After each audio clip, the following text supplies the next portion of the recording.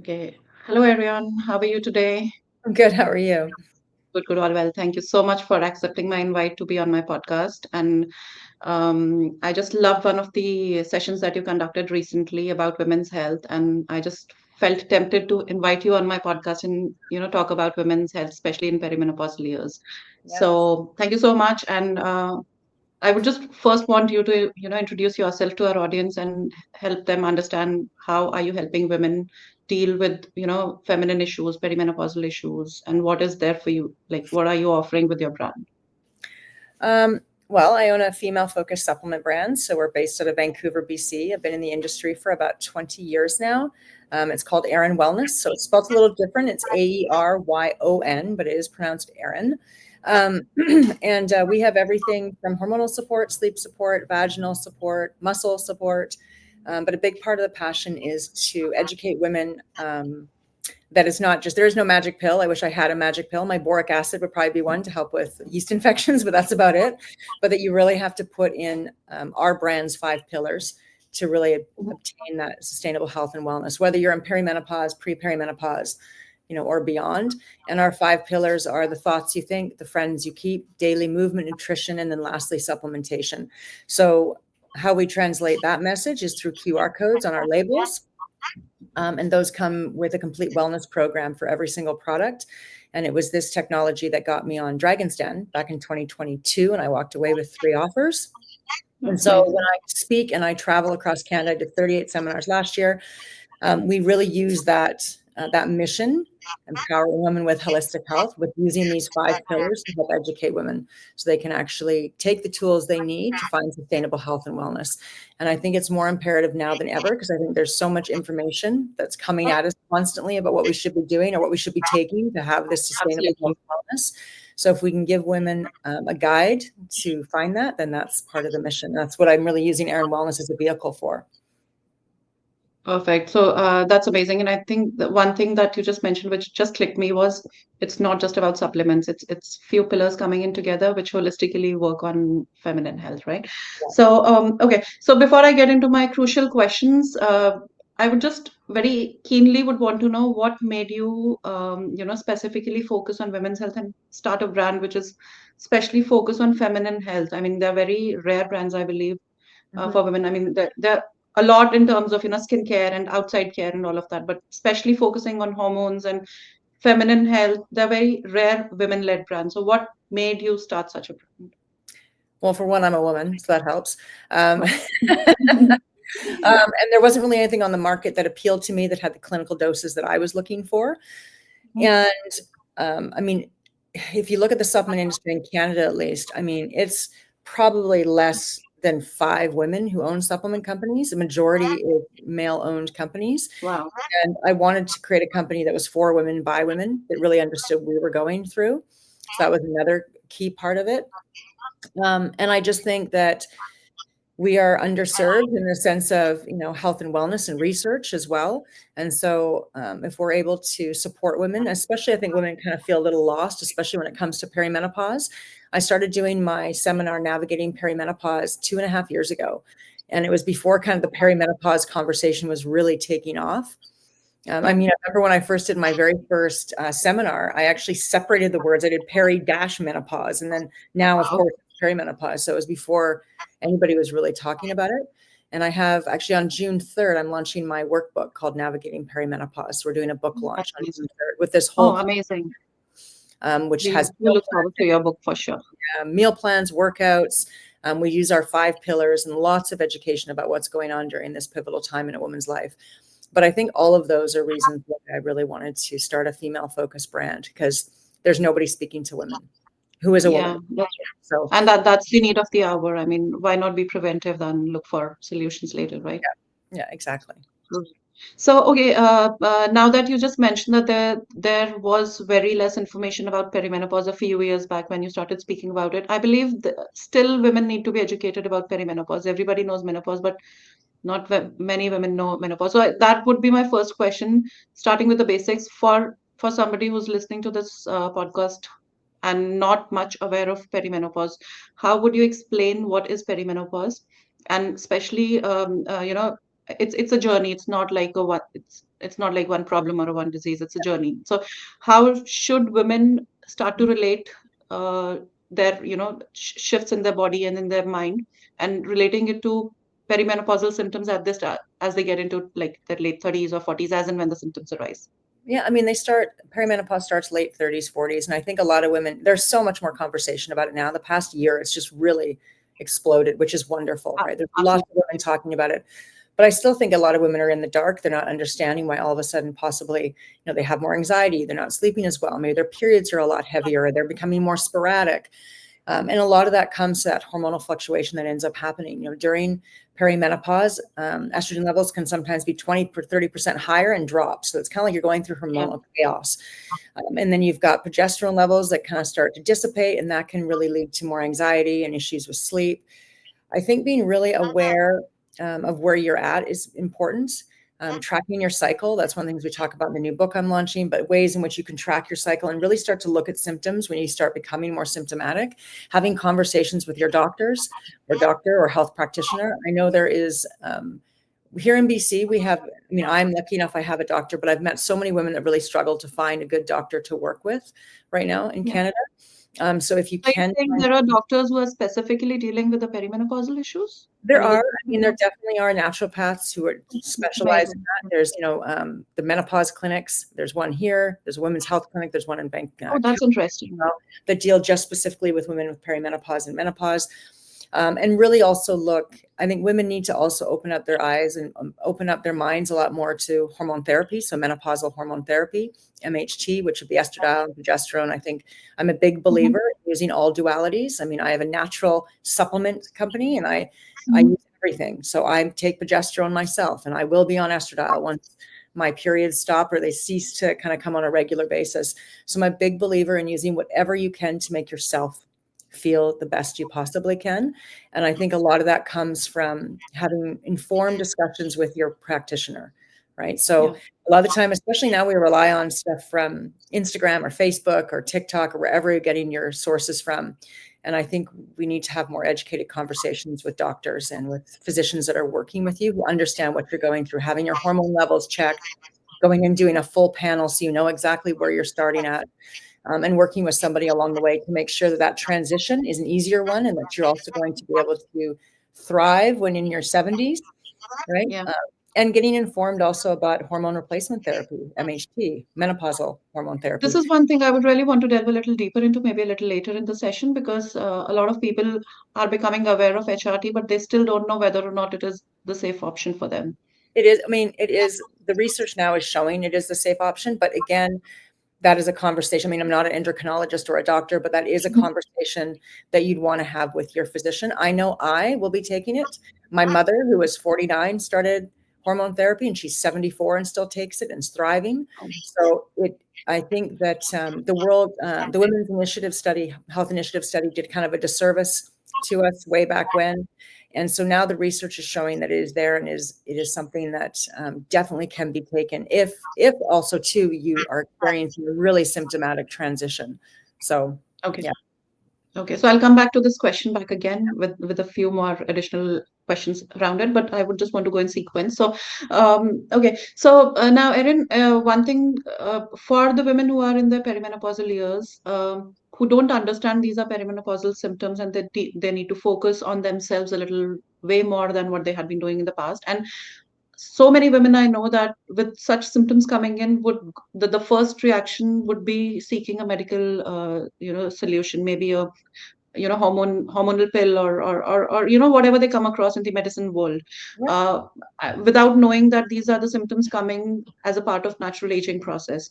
Now, when we talk of these symptoms, because they look at it as symptoms, most of the women are seeking those solutions, but we also know that internally a lot of parameters are responsible for such symptoms to arise. For example, your blood sugar levels not in balance, your insulin spikes coming up, your liver being more toxic. So, what are these internal parameters what is it that women should look into when they go internal to find out why these symptoms are happening to them, rather than thinking them as just solutions and seeking those medical treatments?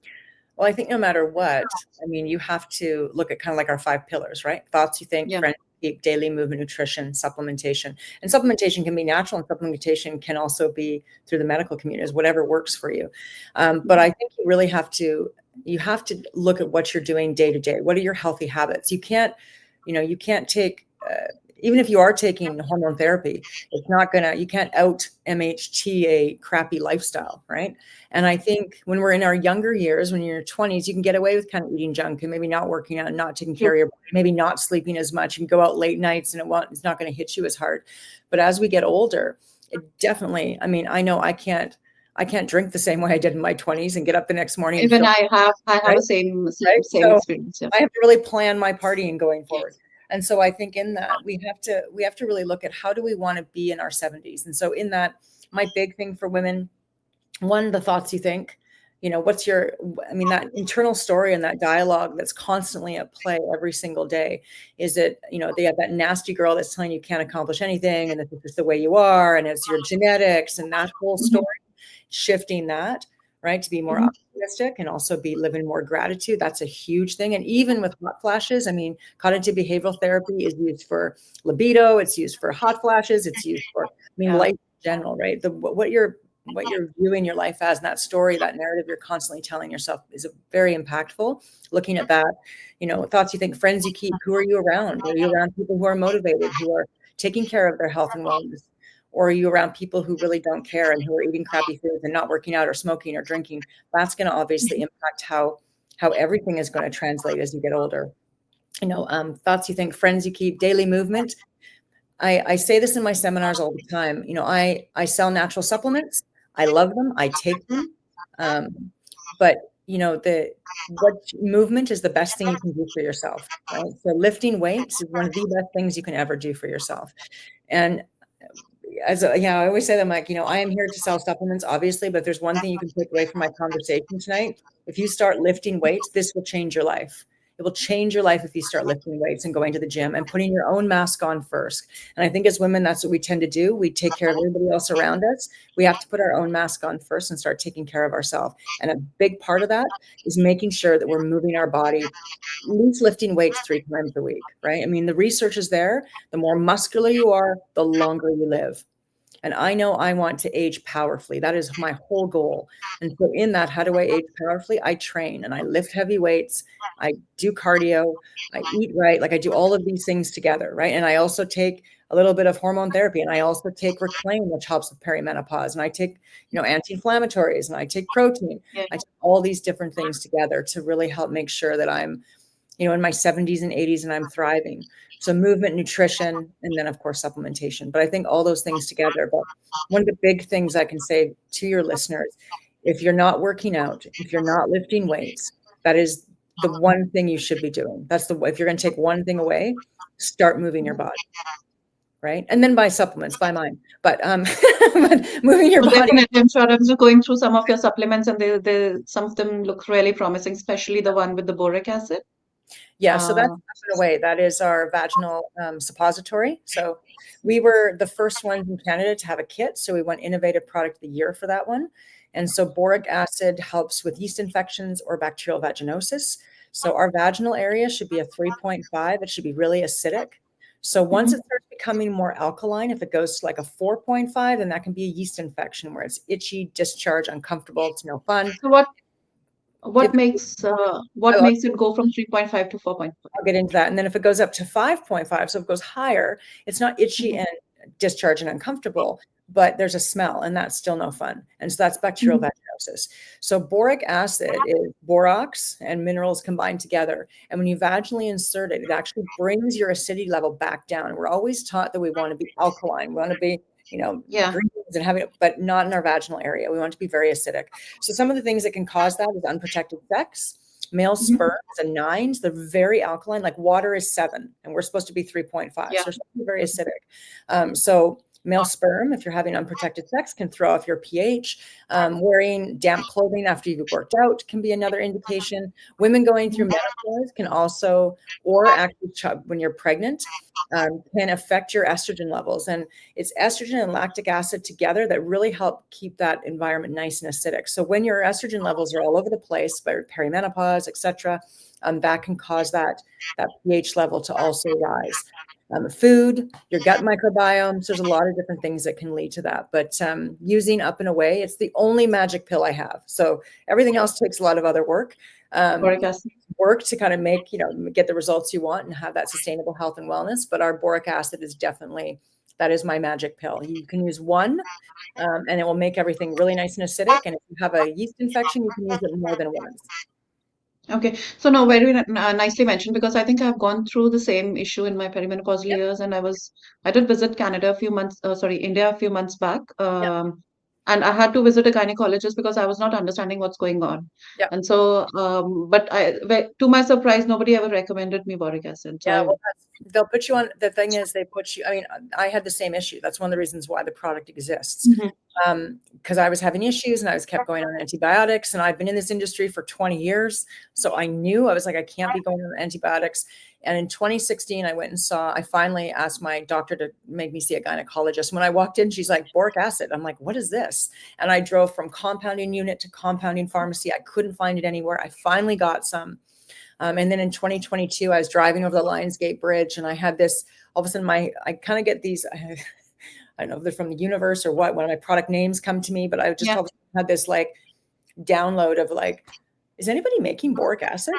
And I knew it was over the counter, and I pulled over in Stanley Park and we Googled, And it was and it wasn't. So we're the first ones to really come to market in retail. I mean, it had been years ago, but people had taken it off the market. And so we launched it and won Innovative Product of the Year for that one. So yeah, amazing. I mean, definitely a must try, and this is one thing that I'm definitely going to try from your yeah, range for sure. it works like I don't. Oh, and this is the other thing too. When you're traveling, so if you're flying for long hauls, flying to India, when I fly from Vancouver, because that's where I'm based, out to Toronto, I always just insert one just to keep things nice and acidic, because you're sitting for a long time, and you're sitting like, because somebody said, well, I sit at my office desk all day. I'm like, yeah, but you're getting up, you're getting water, you're moving, you have like a bigger chair. When you're sitting on a plane, you're usually sitting cross-legged for hours at end, right? Yeah. And that's moist. And so in that, using it when you travel is a game changer, just as a Oh, prevention. that's a nice tip. Yeah. That's a nice tip. Great, thank you. Okay, so coming back to my, sequence of questions, I would again want to go back to the blood sugar levels, insulin levels, liver health. What's your take on importance of maintaining, balanced insulin levels, clean state of your liver, and what are some of the tips and tricks that you would recommend to make sure that at the fundamental level we do everything so that there's minimal imbalance in these feminine hormones, estrogen, progesterone, and after that, if you have, then of course you there are supplements and treatments available. Yeah, I mean, managing insulin and blood sugar is very important. Obviously, I mean, that can wreak havoc on not only your hormone levels. I mean, if we look at polycystic ovarian syndrome, right, a lot of that tends to be from women who are dealing with blood sugar issues. So blood sugar is definitely important, especially as we start going through perimenopause. We start losing more muscle, right? After the age of 30, we lose 3 to 8% per decade. So when you're losing muscle is insulin sparing. So when you're losing muscle, your body's ability to become more insulin resistant is increasing. So the biggest thing you can do is lift weights and create muscle tissue. That's one of the biggest things you can do. And in that, having protein with every meal. And I mean, my algorithm at least is set to that, but I mean, everybody's talking about protein. I've always had a very protein forward nutrition plan for myself. So whenever I'm eating, it's always, where's my protein first, right? My vegetables are second and my carbs are third. So my carbs are my smaller portion, but it's vegetables and protein. Protein helps balance your blood sugar. So when you're getting up in the morning, having a bowl of cereal, you actually want to have some sort of protein with it. So if you're going to have a smaller bowl of cereal, making sure you're having at least 30 grams of protein, 25 to 30 grams minimum. And that's going to help stabilize blood sugar along with fiber as well, right? 25 grams of fiber a day. But you want about 100 grams of protein throughout the day. If you're having a harder time tracking that, because that's going to support blood sugar. Is that with exercising, the 100 grams that you're mentioning? Even if you're not, yeah, you want 100 grams of protein, because what the protein does, that your body takes the protein, the amino acids from protein, right? There's the complete amino acid profile, the 9 essential in protein. Your body takes that and creates more muscle tissue. Now, it's better if you're working out. Obviously, even 3 times a week would be great if you're doing some weight bearing exercises or some bands that are actually really giving you some resistance. That's going to help create that muscle tissue. That's going to support type 2 diabetes, prevention of type 2 diabetes. And then making sure having your protein and having your fiber every single day. And if you're having a hard time tracking it, I often suggest people to download the MyFitnessPal app. And then you can start tracking. I'm not saying track your food and get, crazy with it, but even tracking for a couple of weeks, you can begin to understand how much that 25 grams of protein looks like with every meal. Yeah. And Yeah. when you go into the MyFitnessPal app, you're probably going to have to adjust it because they usually have you at like 0.8 grams per kilo. So they Yeah, have this is what my next question was. What is this bus around, 0.8 grams per kg of body I weight, mean, and somebody who's like 70 kgs or 60 kgs, so that becomes almost half the quantity that you are recommending. So, what you're going to want to do is you're going to go the protein level based on where you want to be. So, for myself, like I don't even know. I mean, honestly, I do probably 150 to 100. I don't know how much I weigh. I don't weigh myself, Mhm. um, but I probably do 150 grams of protein a day. I do a high amount of protein. Everything I have is But I protein. think you're high on exercising as well, if I'm not wrong, I right? do exercise. Yeah, I do exercise. I lift quite a bit, but in the morning time, I don't have one egg. And this is what I tell women. This is how you're going to hit your 30 grams. I have one Mhm. egg and I do half a cup of egg whites. So I'm doing 30 Okay. grams that beginning meal, right? My lunch would be a chicken breast with a salad. My dinner Mhm. would be, either a steak. I'm a meat eater, obviously, but protein and then my veg and carb then would be more that's how I kind of balance things out or how I would eat. But protein is going to help you balance that blood sugar. And there's also amazing supplementation out there. We have a product called So Harmonious that helps with balancing Mhm. blood sugar. If you have polycystic ovarian syndrome, PCOS, we have the myo-inositol in there that's clinically shown to help support polycystic ovarian syndrome. And what that basically means is your body's not ovulating. A lot of that is due to the androgens, and it's also due Mhm. to the fact your blood sugar is imbalanced. So this product really helps support blood sugar. It also helps immunity, helps gut health. It's a fantastic product. It's a powdered formula. It tastes like Mhm. butterscotch. I make So Harmonious ice cream all the time with my Ninja. Wow. Fantastic. So I think there's natural supplements you can take, but one of the best things you can do is food, right? Nutrition, Yeah, really looking at absolutely. nutrition and movement. It's the 5 pillars. So nutrition and movement, and then you can have supplementation as well that is there to support you. But if you're eating like crap and you're not working out and just relying on I supplements, understand. Yeah, the results are not going to be as fast as if you throw all of of course, these things into play, right? And that's why of we course. have these 5 pillars, because we know if you put them together, that's when you're going to find the results that you really are looking for, Absolutely. right? Yeah.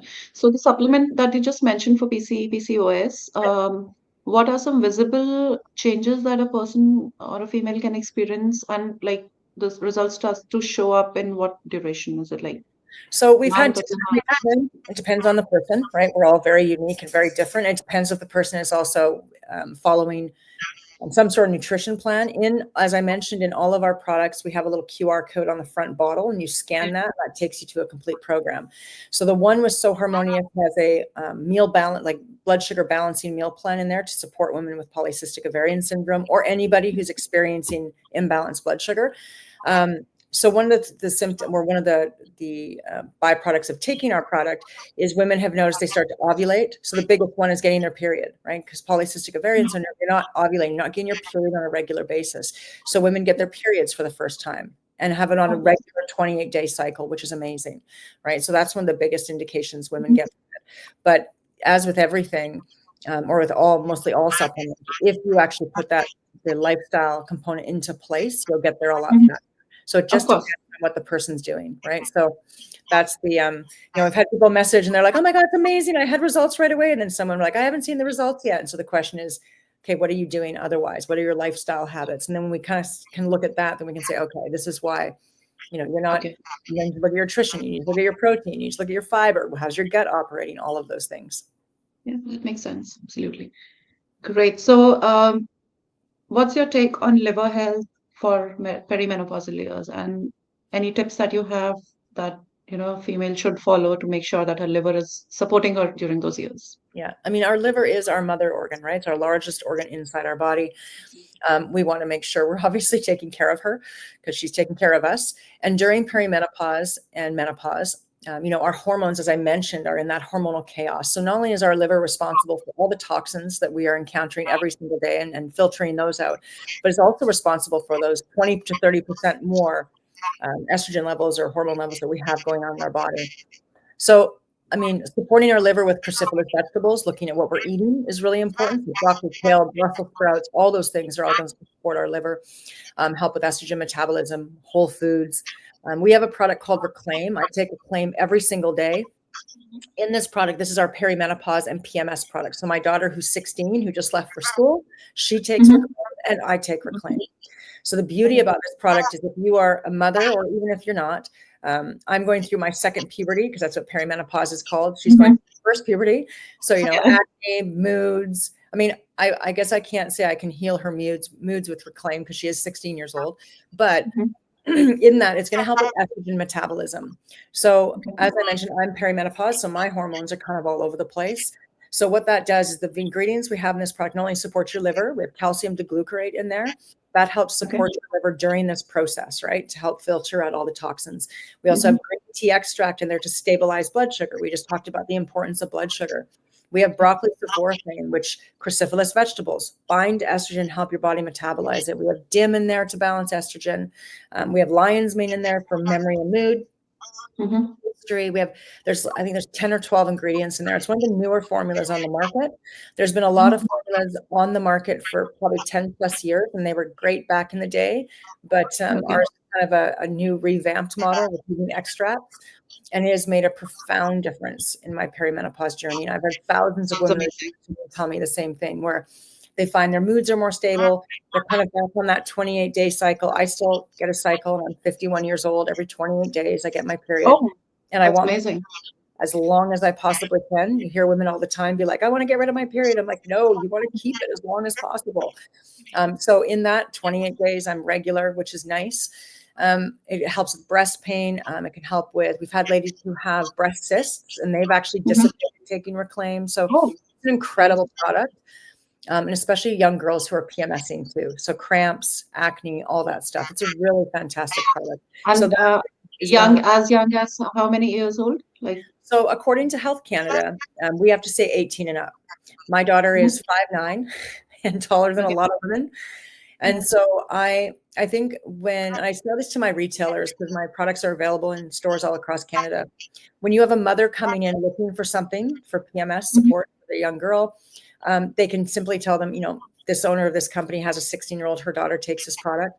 And I think if a parent is looking for something more of a natural solution, because the options are, if you go into a doctor and if your daughter's really going through a lot of PMS issues as well, they'll be more prone to put them on birth control to balance hormones. And I am not against birth control if it's for that reason. If your daughter's going to be sexually active, obviously you want to have something to prevent that and be responsible.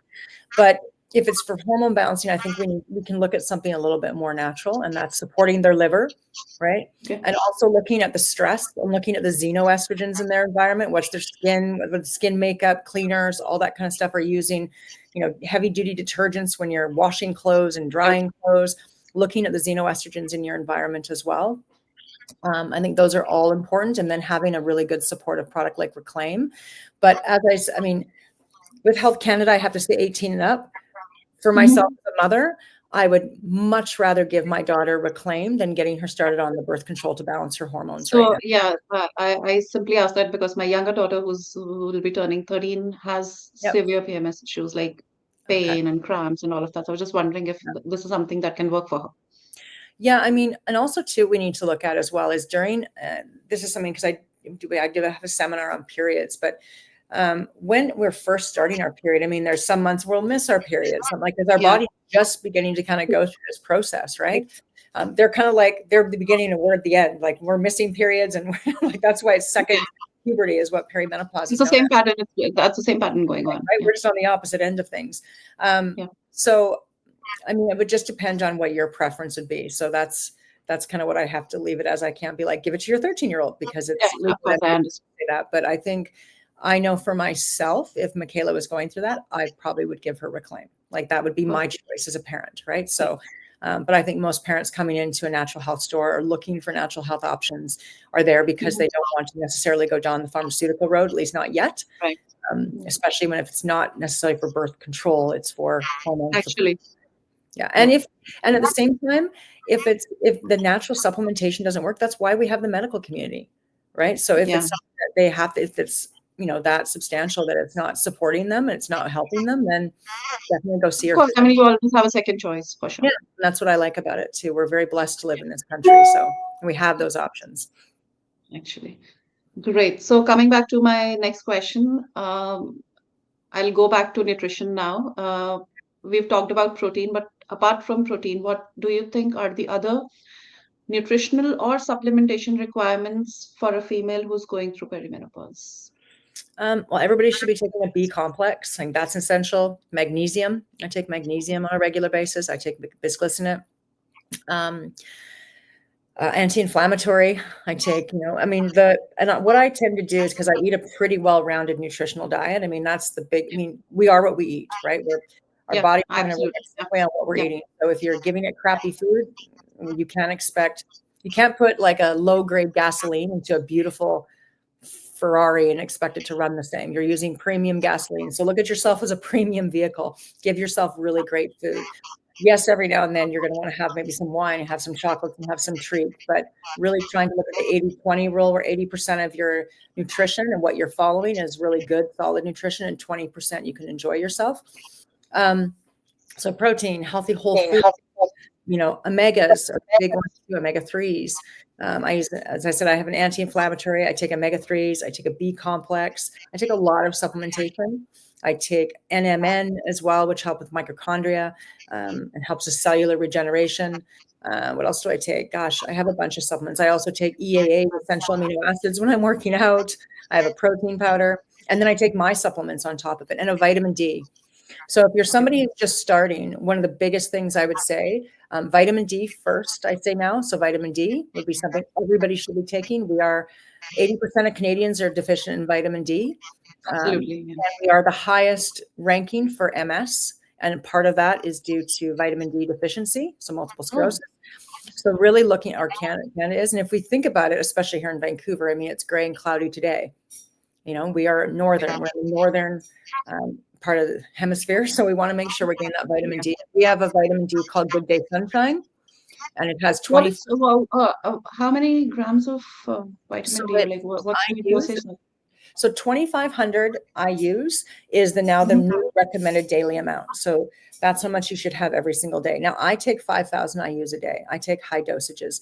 I also live in Mhm. Vancouver. When it becomes nicer out, like in the summertime, and I'm out in the sun a lot, I might not take vitamin D. I might go down to even just 1,000 IUs a day. I Mhm. don't take as much because I'm getting that from the sun. But during the Okay. winter time, I tend to do a higher dosage. And ours is based in organic olive oil. I'm going to sneeze. Sorry, that might sneeze here. Ours is based on No. organic olive oil, and but it is a gelatin. So if you are a vegan, you can do the drops as well. Now, Mhm. most vitamin D comes from sheep's wool, from lanolin. So a lot of Mhm. the vegans I've met through the years, they are okay with having the sheep's lanolin because if you ever seen how happy a sheep is when you shave it, they Mhm. know helping the sheep Yeah. out, making them, they're Yeah. not eating the meat. So they're usually okay with using the sheep lanolin, but that's usually where vitamin D comes from. There is a vegan form of vitamin D you can get, and I know there are companies that carry that as well. Yeah. But so if I was to say, nutrition wise, of course, whole foods. But if there's one supplement you have to take, like if you're like, I can't afford all of the supplements, what's something I could take? I would definitely say a vitamin D. And our Good Day Okay. Sunshine would be a great way to start. Sounds good. Yeah. I mean, I think that's the most imperative one and the least that we, associate with when it comes to our concerns, health And concerns. it's not expensive. Vitamin D is not expensive. Yeah. I mean, you get 180 pills and you're taking one a day. It's going to last you Yeah. forever. And they're tiny Absolutely. too. So Yeah. Great. So, next question is, when it is about weight loss for women, mhm. um, being a nutritionist myself, I have faced this question a lot many times. I would want to have your point of view on that as well. So, when a female who is in her perimenopause comes to me, says that in my 20s and 30s, I was doing the same diet and I was able to lose my weight. I'm doing the same things now, I'm not able to. Mhm. So, and I always keep telling them, your hormones were different at that time, they're different now, and it's going to be tougher. What's your take on that? I mean, how would you explain that to somebody who's trying to lose weight and not understanding that 20s and 30s with the same diet is much easier as compared to in their 40s? Oh, well, yeah, our metabolism is very different in our 20s. Same as drinking. I mean, I could drink and get up the next day and be fine. I can't do that anymore. My body's different. We are Yeah. changing as we get older. We're also losing muscle. Muscle is what fuels your metabolism. Muscle is what's going to guarantee what that basal metabolic rate. When I'm sitting here talking to you right now, my muscle is keeping me metabolically active. It's keeping my metabolism going because I have more muscle. The less muscle you have, and especially as we get older, I mean, we think about this midlife phase. We've got kids, our career full times, we've got partners, and we have and a lot of us are also in sandwich generation. We're taking care of elderly parents who are sick. Yeah.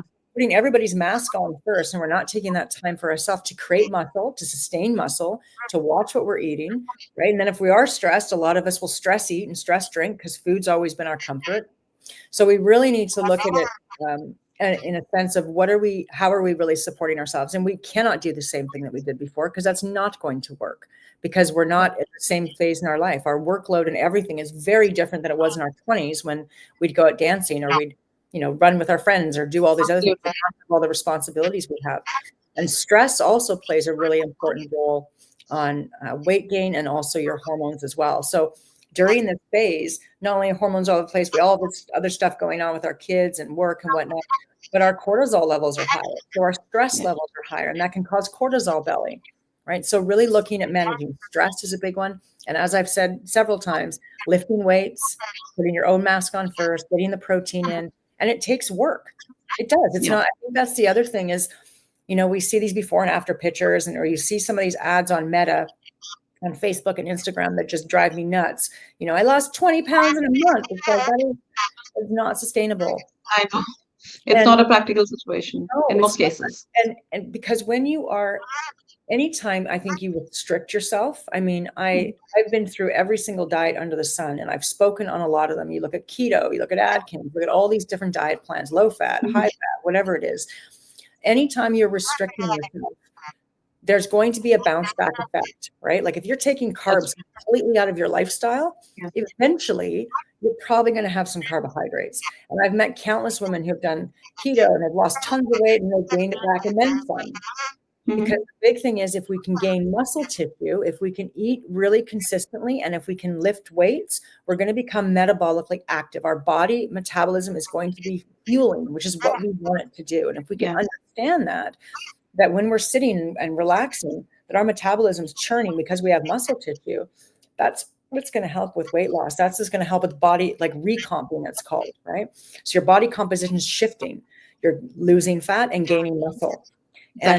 And in that, your body will reshape. You can weigh, there's a picture I use in my slides, and it's got like 5 different women, and they're all 150 pounds. I've seen that. Yeah, that was amazing. That was like they look vastly different because some of them have more muscle than others. You can be 150 pounds and lean, or you can be 150 pounds and quite.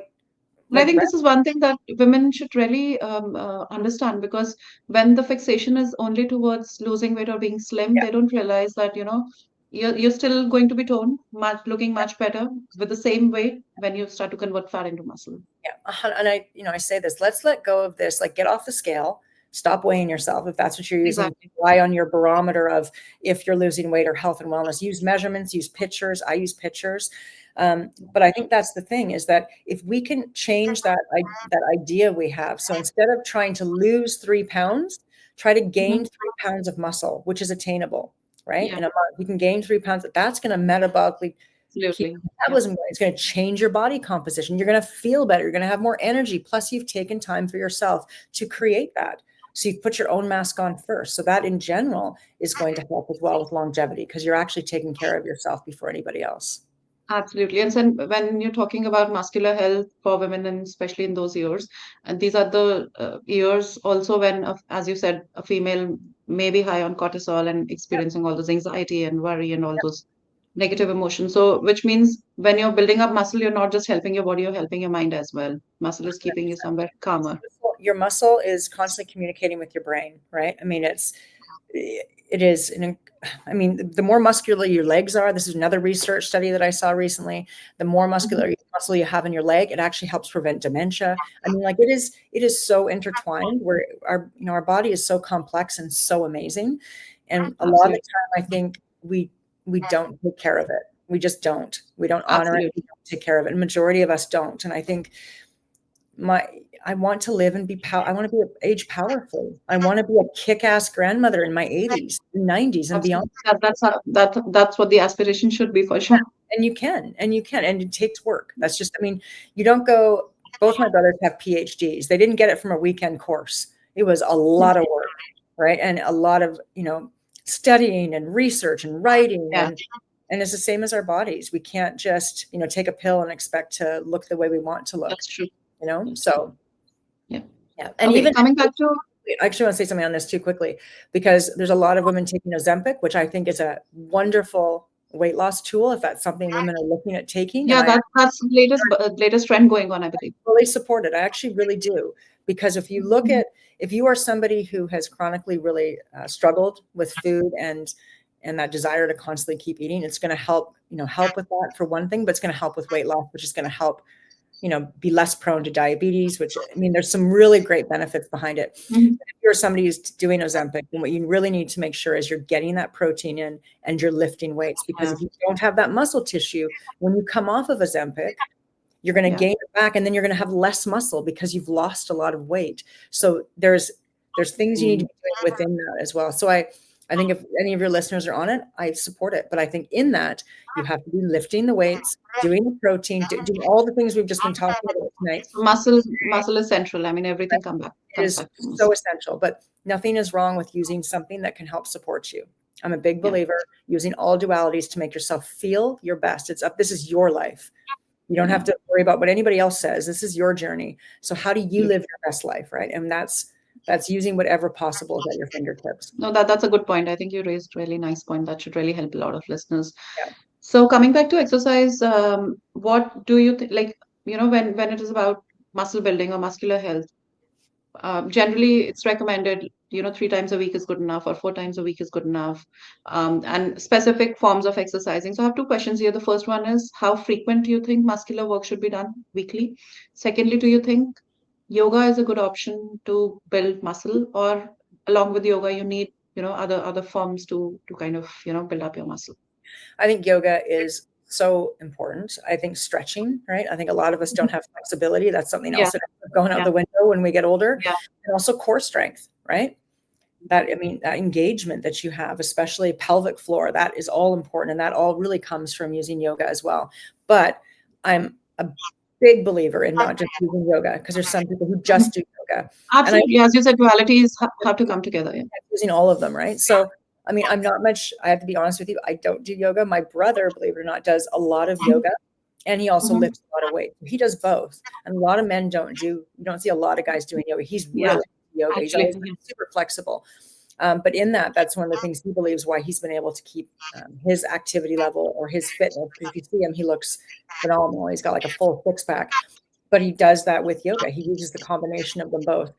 But I do believe in lifting weights, or, I mean, I had an elderly lady at one of my talks and she uses bands, but the bands give her a good amount of resistance. It's that you want resistance. You don't want it to be like where you're just flimsing your yeah, arms up and down, right? right. You really want to make sure that you're actively putting your muscle into use, because when you're lifting weight, you're essentially kind of tearing those muscle tissues, right? That's what you're doing every time you're lifting weights, and then you're going to rebuild that with having protein that has those essential amino acids, because that's a building block of muscle. Your body's using Yeah, that protein, doing its job, creating more muscle to keep your metabolism going, right? So yeah, that whole piece about looking at food as, I mean, food is your vehicle to get you to where you want to go, right? But in yeah, that movement and cardio, you need to do hours a day of cardio. You don't need to do hours a day of cardio. yeah, Walk on the treadmill, on an incline, or especially nice when it's nice outside now, you can walk outside. You can put a weighted vest on if you like, to give you a little bit more of that resistance. But walking on an incline at a 3, I don't walk super fast. I'm working the whole time. I'm on my phone when I'm walking, right? So it doesn't have to be something where you're killing yourself every single day to do cardio. But if I had the choice now between cardio and lifting weights, I would do weights over cardio. So I'd do 15 minutes of cardio if I have to, and then 30 minutes of lifting heavy weights. oh, Yeah, okay. and I'm That's actually, you recommend that doing every day, or it's like 3 to 4 times a week should be good I enough? think three to four times a week. I tend to do it probably 5 times a week, and then I do spin, and then I also do jump training as well. So I do a plyo day, which I'm jumping. And the research right now is showing with plyometrics and jumping of some kind, you can use a rebounder as well. Yeah. that it can help improve bone density. So I am training now for longevity and how I'm going to be Yeah. my later years, That right? makes sense. Yeah. So in that, I do jump training. I do a cardio day when I do spin class because I love spin. And then I Yeah. lift. I do upper body, lower body, upper body, lower body, spin. And then I'll take Okay. days off if I want to too. Great. Nice. That sounds good. So, I'm almost at the end of my questions. One thing, what would be your advice to the women again in perimenopausal years about, shifting their focus on self-care and all those specific strategies that can really help them deal with those years nicely and focus more on longevity. So, what would be like the holistic, maybe pointers that you would want to guide women on that they should be looking holistically when it is about their health, Yeah. starting perimenopausal years and going forward towards longevity in the next years coming in. Yeah, well, the book we have coming out on June 3rd, it's going to be on Amazon. It's a printed workbook. In there, I go into great details. I have a seminar I do called Navigating Perimenopause, and we go Okay. through everything I just talked about. We talk about creatine, why you're going to want to take creatine to help with muscle. We talk about whey protein. There's meal plans in there. So that would probably be one of my best resources because then you're going to get everything in a workbook. It's 130 Absolutely. pages. You can track everything. There's questions to ask your doctor. So it really gives you. Is that a book that's coming up? Yeah, it's coming June 30th is the launch. So it's called Navigating Perimenopause. It's on Amazon All the right now. best to you. Really look forward to Yeah, looking we're doing to the read, book on read the June book. 30th, though, and you can get a printed version. You can do digital, but it's a written book, so you want to make sure you're able to write Yeah, notes and whatnot. That's why we sure. did it that way. But that's going to give you everything you need in there because sometimes, you could be taking notes during this podcast, but then you'll put the notes Yeah. away, but you have something tangible that you're able to look at. So the book would be something I would tell people to look at because we have everything in there with meal plans, workouts, food choices. We talk about everything in there. And so that would be one thing. Lifting So what's the weights. title of the book, if I may ask, if Called you're okay Navigating to disclose? Perimenopause. Yeah, Navigating Perimenopause. Okay. Yeah, Nice. is the title of the book. And that is on Amazon. So it is on Amazon right now. You can buy, I think it's $24.99. It's a workbook, so it's not Okay. super expensive. But it is, yeah, it's taken me 2 years to do it. So we just finished. Now we're finally Sure. launching this book into the universe. It's taken forever. But whenever I do my seminar, Navigating Perimenopause, I always have women ask for my slide notes after the show. And there's not, when I'm talking and I'm speaking, I'm doing a slideshow, I'm adding a lot of context to the slide. So it's hard to get that from just getting the slideshow from me. So that's why Yeah. we chose to do the book. Oh, okay, So the book great. would be So my best suggestion. I guess that would be, all the stuff we talked about today, right? Nutrition, protein, fiber, lifting heavy weights, putting your own mask on first, right?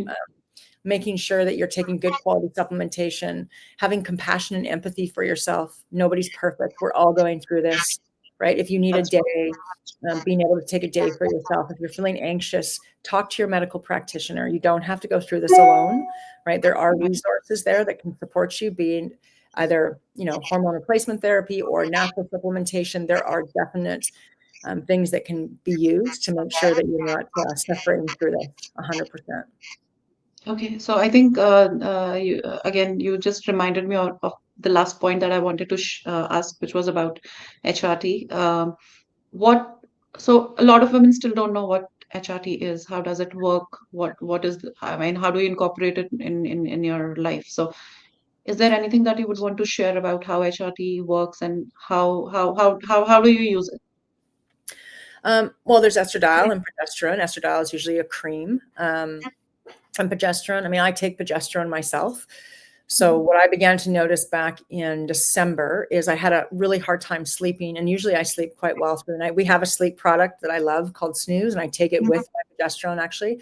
But I personally began noticing that my sleep was really compromised. I had a lot of anxiety. And even though I know my 5 pillars, I have my cognitive behavioral therapy, like course Yeah. done, all that. So I knew the tools I need to put in place. I was really struggling. When we checked my hormones, my progesterone was in the tank.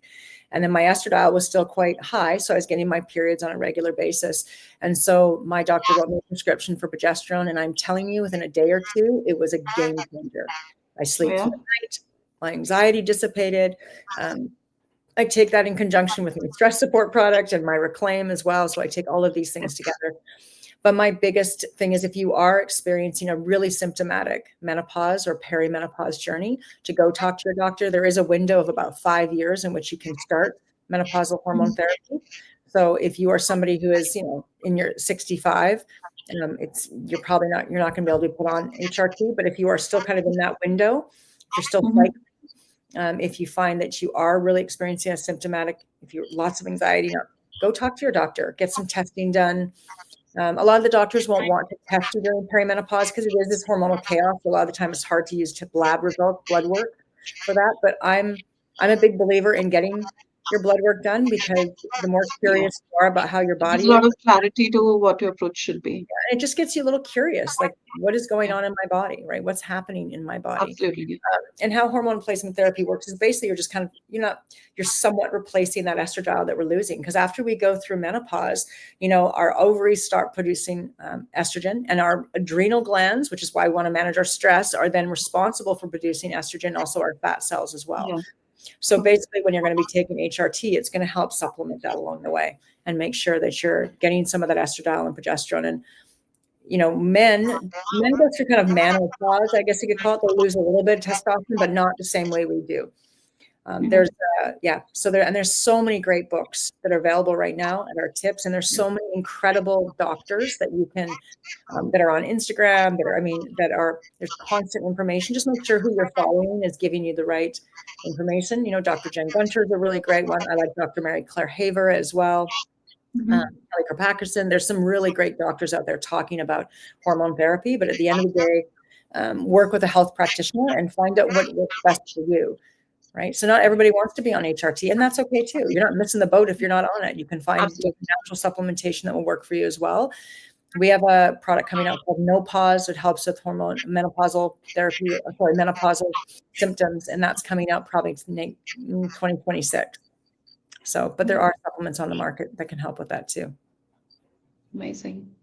Good work. I mean, I must say, it's like I mean, best thing that I like about again is, you have supplement brand, but you're talking everything together holistic. It's not just, you're not just saying it's one product miracle, which is not what it is. No, and I think that in my industry, and I'll admit that, there's kind of this villainization that we've done against the medical community, and I'm a very big believer in using whatever it takes to make yourself feel best, right? Like I met a That's lady a amazing. while ago, and she was at a talk, and she came up to me after, and she said, I've been on antidepressants since I was younger. I've had an issue with depression. I know I shouldn't be on them, and I'm like, yes, you should.